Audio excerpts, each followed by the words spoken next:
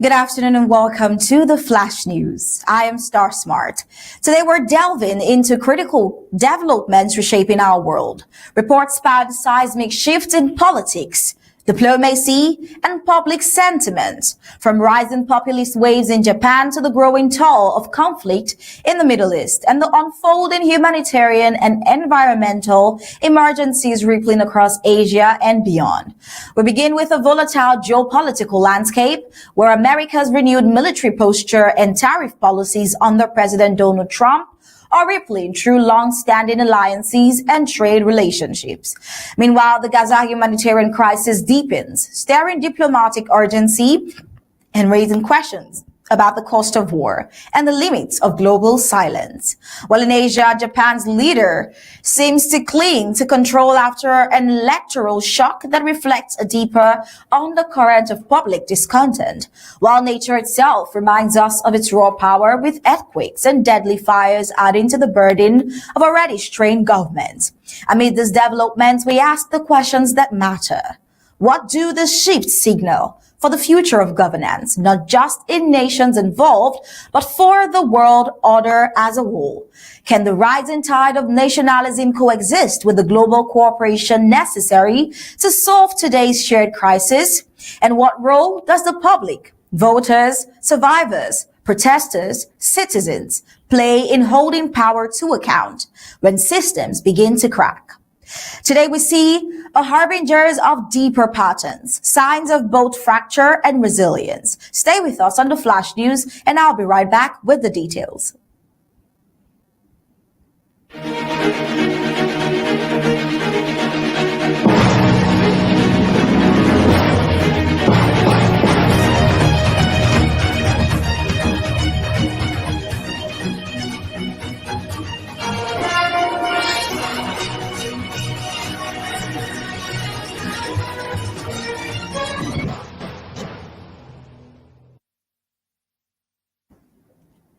In Gaza, hunger has become something more than just an emergency. It has become a weapon, silent, cruel, and devastating. The World Food Programme, WFP, now says thousands are teetering on the edge of catastrophic hunger. Entire families go days without food. 1 in 3 people has little or nothing to eat. Children are wasting away. Mothers are boiling leaves just to feed their babies something warm. And the sounds of war are now matched by the growls of empty stomachs. We wonder, this is now just a shortage of supplies. It is the outcomes of a siege since October. Israel's blockade has sealed off Gaza's land, air, and sea. The stated objective is to prevent weapons and military equipment from reaching Hamas. But the consequence, intentional or not, is a humanitarian collapse. Markets are bare.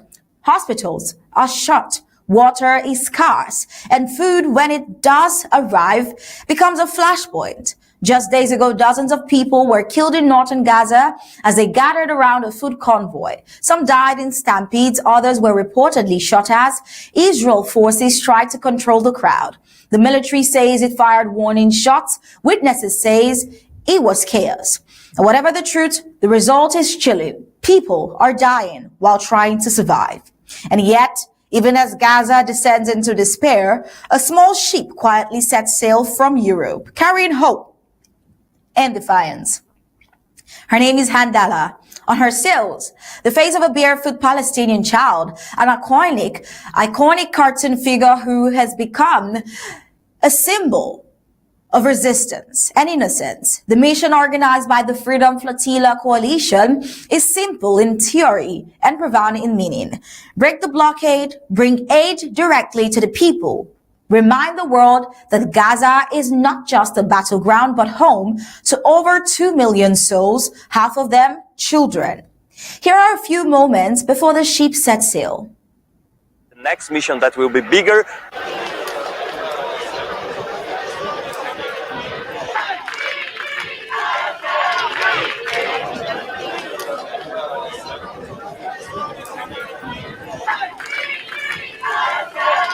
We believe that if it was not the Medellin, then the Handala. If it's not the Handala, the next mission that will be bigger will break the siege of Gaza. Because a regime that depends on starving children to death and bombing hospitals, schools, shelters, and residential areas to stay on top of people cannot survive. So we understand that the whole world is uniting against this genocide. The peoples of the world, on a planet of 8 billion people, the vast majority, they are so against this violation and they want to do something. So that's why we're here, to do something together. This boat goes with the hearts and minds of millions of people behind it. So these brave individuals are just civilians.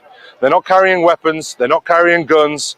They are a civilian ship, a British ship, sailing to Gaza to break this siege, to help the 1 million children that are being starved to death right now. And that's why we need everyone's attention on this ship, because it keeps them safe. They're attempting to do something that world governments should be doing, which is the ICJ ruling to stop this probable genocide. This mission is for the children of Gaza, the organizers said before departure. Now, the words are not slogans. They are a moral call. And in a world where diplomacy has often failed, Handala carries the voice of ordinary people willing to act where governments have stalled. Now, we've seen the first Flotilla attempt and now the Handala. But the question is, for the second time, will the ship make it? Israel has made it clear that the blockade is non-negotiable. Any authorized vessel approaching Gaza's coast is considered a threat. Previous flotillas have been intercepted, sometimes forcefully. In 2010, Israeli forces stormed a Turkish-led aid ship in international waters, killing 9 activists. This history casts a long shadow over Handala's journey. Yet the mission presses on, not with weapons, but with food, medical supplies, and a message. The message is clear. People are watching. People care. And while the world debates legal definitions and geopolitical lines, someone is still willing to risk arrest or worse to deliver a bag of rice to a child. Now, this leaves us with difficult, necessary questions. What happens when humanitarian aid becomes an act of civil disobedience? When feeding the hungry becomes a political statement? When blockade policies meant to contain militants begin to crush the lives of civilians instead? For Israel, the fear of letting weapons slip into Gaza is not without basis. Rockets continue to fly. Hostages are still missing. The trauma of October lingers, and security remains a priority. But when that priority becomes the justification for mass hunger, when food becomes a frontline issue, how long can the world afford to stay silent? Is the blockade protecting Israel, or slowly dismantling its moral standing in the eyes of the world? Is a pertinent question, but more importantly, what kind of future can rise from the ashes of a conflict where even bread must be smuggled and water must be begged for? As Handala moves across the Mediterranean and Gaza starves beneath the weight of bombs and barricades, the world is left to choose what it will see: a war between two enemies, or a slow, deliberate crushing of an entire people under siege. Well, if history remembers this moment, what side will be found wanting is the question. But we see Trump still active with the ongoing war in the Middle East, as the United States President Donald Trump has reaffirmed his administration's tough stance on Iran, following reports that American military strikes have obliterated key aspects of the Iranian nuclear program. While the full extent of the damage is still being assessed, early intelligence points to significant destruction at Iran's Fordo facility, an underground uranium enrichment plant widely viewed as one of Tehran's most fortified sites. Speaking from the White House, President Trump said the operation had re-established credible deterrence in the face of rising Iranian aggression across the Gulf and Red Sea regions. Now, what we did was necessary, precise, and a message to any regime seeking to destabilize the world. This is the declaration of President Donald Trump. A stop to the nuclear threat. There are many targets left.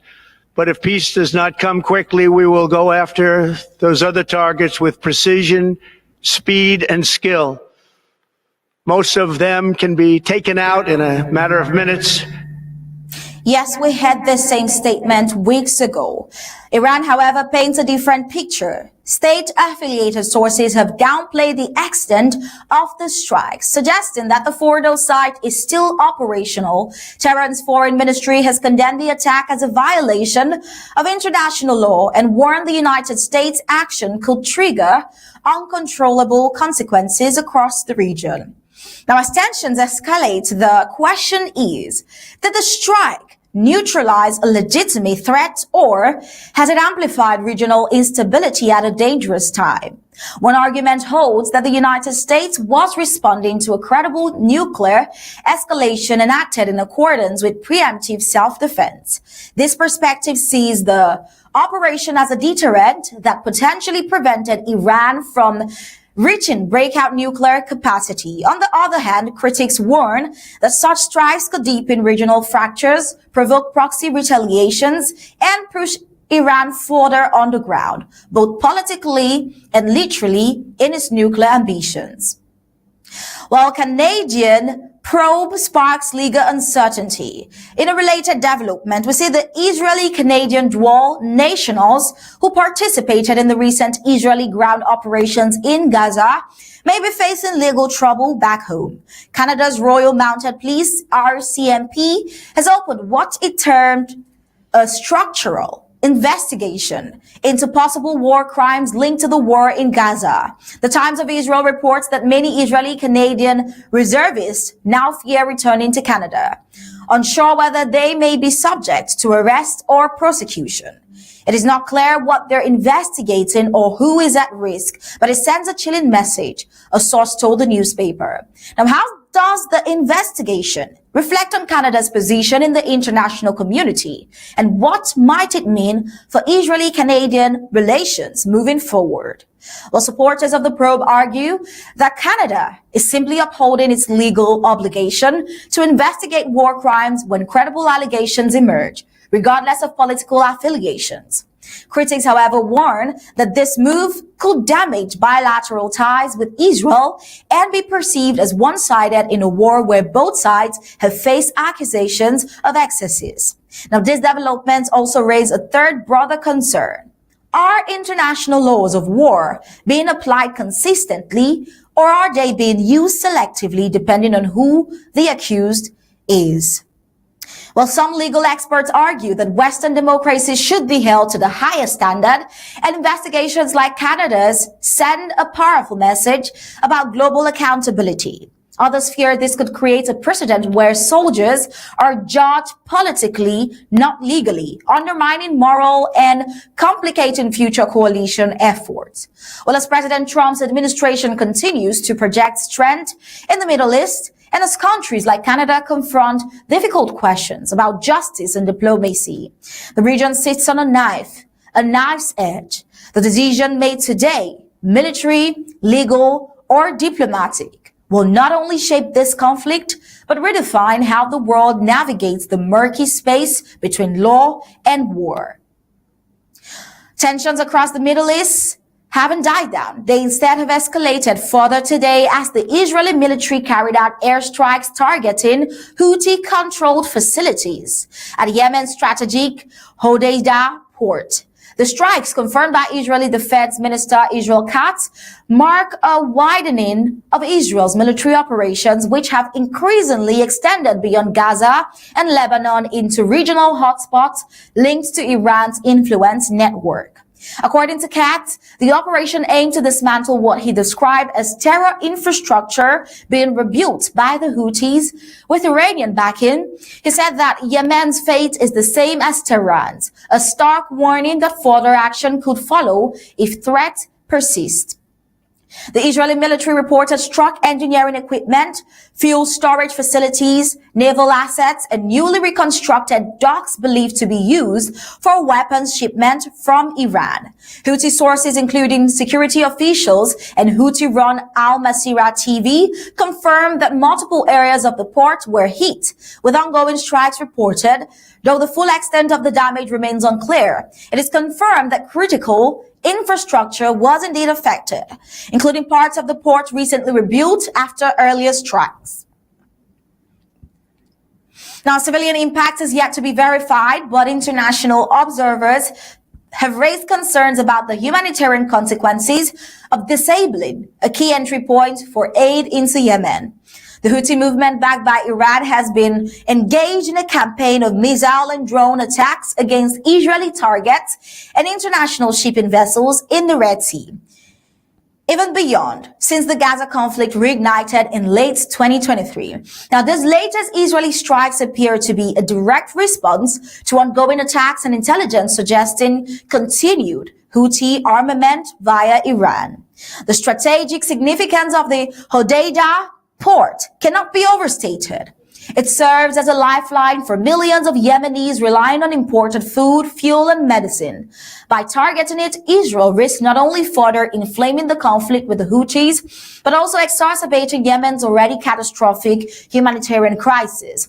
However, Israeli officials argue that precision strikes on military-related facilities are necessary to ensure the safety of its people and international shipping route.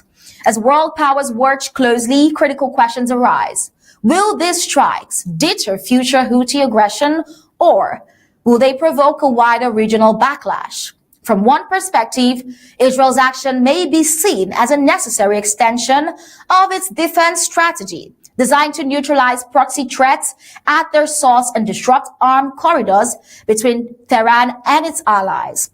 But then from another, the move could be interpreted as a dangerous escalation with potentially severe implications for humanitarian operations, regional stability, and global trade. Observers remain divided. Supporters argue that the attacks were focused, justified, and calculated to prevent greater chaos in the Red Sea. Critics, however, warn that striking a port used for civilian aid blurs the line of lawful engagement and may invite further condemnation from the international community. While the coming days will reveal whether Israel's calculated risk will reinforce deterrence or deepen a conflict that is now rapidly crossing borders and oceans. But then across the rest of the globe, we see Ecuador's most notorious gang leader, Jose Adolfo Macias, known as Fito. He has been extradited to the United States, where he is set to appear in federal court in Brooklyn. Macias, head of Los Coneros, was moved from Ecuador's high security prison after being recaptured last month following a daring escape that triggered nationwide unrest. His lawyer confirmed he will plead not guilty to charges that include international drug trafficking, weapons smuggling, and violent organized crimes. United States officials allege that under Macias' leadership, Los Coneros orchestrated brutal attacks targeting police, prosecutors, politicians, and civilians, and forged trafficking links with Mexican and Colombian cartels. The extradition comes amid broad public support in Ecuador for tougher crime measures. Earlier this year, citizens voted to allow extradition of nationals as part of President Daniel Noboa's crime-fighting agenda. Supporters of the move say it is a bold display of international cooperation, a strong signal that no criminal operation is safe even when it spans borders. Critics argue that extradition may complicate Ecuador's own judicial process and could limit transparency about the extent of its domestic criminal networks. Still, regional leaders hailed the move as a step towards dismantling transnational criminal syndicates, undermining Latin American stability. While in South Africa, a long dormant inquest has been reopened into the 1967 death of Nobel laureate and anti-apartheid icon Chief Albert Luthuli. Originally ruled a tragic train accident, the case has been revisited amid new forensic analyses and claims by prosecutors that the original investigation was corrupted by apartheid-era officials. Evidence presented in court suggests Luthuli may not have been struck by a passing train at all, but instead assaulted and his body staged on the train tracks to mask foul play. Lutuli's surviving daughters and grandchildren who have pushed for truth and justice for decades welcome the proceeding as a potential path to closure. Prosecutors argue the case offers a chance to confront historical wrongdoing and reinforce the rule of law in modern South Africa. But then, of course, some legal experts caution about the challenges of establishing criminal liability so many years after the fact, and warned that politicizing the inquest could stir tensions amid legally and legacy struggles still echoing through society. Now, as the legal process continues, observers ask, is this a moment of overdue reckoning, or is it a symbolic gesture that risks reopening old wounds? Well, either way, it speaks to South Africa's broader efforts to face its past and to affirm whether democracy's promise includes truth for all, regardless of time past. While with Russia, early on Sunday morning, a series of powerful earthquakes shook offshore waters near Russia's Kamchatka Peninsula, the strongest registering a magnitude of 7.4. Authorities swiftly issued tsunami alerts for coastal areas in Russia, Japan, and even Hawaii.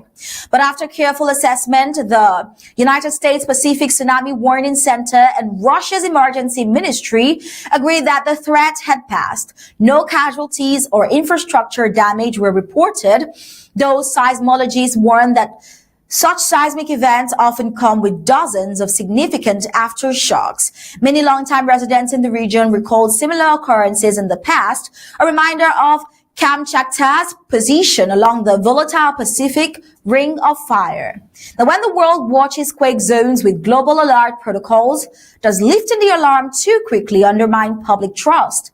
Or does it prevent unnecessary panic? And are authorities striking the right balance in alert timing? Well, we get to see in the coming days. But in off North Sulawesi, Indonesia, the KM Barcelona 5 ferry caught fire on Sunday while carrying hundreds of passengers on its route from Talaud Islands to Manado. Panic ensued as thick black smoke and flames erupted from the stern, forcing travelers into turbulent seas wearing life jackets. Coast guards, vessels, Navy ships, local fishermen, and rescue teams swiftly responded, pulling at least 568 survivors to safety. Tragically, 3 people, including a pregnant woman, lost their lives, and 2 individuals remaining missing. The officials' manifest recorded just 295 passengers and 15 crew, but rescuers later confirmed many more had been aboard. Investigators are now looking into the cause of the blaze and the manifest discrepancy, highlighting persistent concerns over ferry safety standards in Indonesia. Now, why this matters globally? Both events, the Russian tremors and Indonesian ferry fires, underscore how swiftly natural disasters and human errors can demand urgent response and accountability. From coastal alerts spanning continents to maritime tragedies in archipelagos, each story reminds global audiences that in crisis, every second and every decision has life or death consequences. And for the last report on the Flash News today, we see Japanese Prime Minister Shigeru Ishiba is holding on to power following a humiliating electoral setback that stripped his ruling coalition of its majority in the upper house of parliament. A sharp blow that has rocked Japan's political stability just as fresh United States tariffs threaten to squeeze its fragile economy even further. In Sunday's election, Ishiba's Liberal Democratic Party, the LDP, and its longtime partner, Komeito, lost a projected 3 seats, falling short of a majority in the 248-seat upper chamber. The loss follows a deeper blow earlier this year when Ishiba's government was reduced to a minority in the more powerful lower house, marking the LDP's worst performance in 15 years. Voter frustration is palpable, with inflation biting into household incomes and trust in establishment parties waning. The electoral shifted towards alternative voices, especially in Sanseto Party, which started on a wave of anti-globalist sentiment. Their populist platform, echoing movements in Europe and the United States, struck a chord with younger voters and traditionalists alike. I even think the LDP should have lost more, said Kazuyo Nanasawa, a 25-year-old voter who backed an ultra-conservative party. He said Ishiba should quit. Now, as tensions grow at home, Japan also faces mounting international pressure. New United States tariffs on Japanese auto exports imposed under President Donald Trump's continued America First economic doctrine could sharply affect Japan's manufacturing sector, a pillar of its economy. Ishiba's leadership is now being questioned both domestically and on the global stage. 私ども自由民主党は極めて厳しい国民の皆様方のご審判をいただきました。今般の選挙結果に対する重大な責任を痛感しながらも、政治を停滞させないよう、漂流させないよう、地方の皆様方の声も丁寧に真摯にお聞きをしながら、比較大党としての責任、そして国家国民の皆様方に対する責任を果たしていかねばならないと、このように考えております。いつまでという期限を今考えておるわけではございません。先ほど申し上げましたように、アメリカの関税措置、あるいは物価高への対応、明日起こるかもしれない自然災害への対応、そして戦後最も複雑で厳しい安全保障環境、このような喫緊の課題について解決の道筋をつけると、全力で対応すると、そのことを申し上げておるところでございます。Well, as Japan stands at the crossroads of populist upheaval and economic uncertainty, will the nation recalibrate towards nationalist isolation or double down on international cooperation to stabilize its future? On one hand, if populist parties continues to rise and the public doubles down on anti-globalist rhetoric, Japan may begin to withdraw from global economic frameworks, leading to short-term national pride, but possibly long-term trade isolation. On the other hand, Ishiba's clinging to power may signal an effort to reform from within, seeking consensus among splintered lawmakers and stabilizing Japan's international role through renewed diplomacy and economic compromise. From tectonic tremors near Russia's Kamchatka Peninsula to a tragic ferry fire off Indonesia, from the United States diplomatic calculations in Gaza to the repositioning of global powers in East Asia, today's events show how nations are walking a delicate tightrope between crisis response, public accountability, and geopolitical recalibration. But as the world tilts between instability and resurgence, one truth echoes across all headlines: the choices governments make now under pressure, protest, or provocations will define their place in the future global order. And that brings us to the end of the Flash News for today. Until next time, I remain Star Smart and thank you for watching. Do not forget to tune into Undaunted News for Homefront Report coming up at 8 p.m. Amba time. Until next time, do have a great day.